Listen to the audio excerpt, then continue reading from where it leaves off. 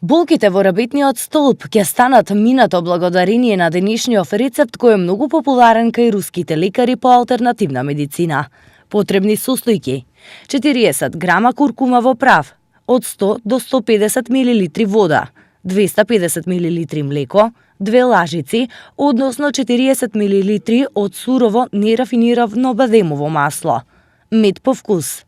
Начин на подготовка: истурете куркумаво прав во вода и измешајте.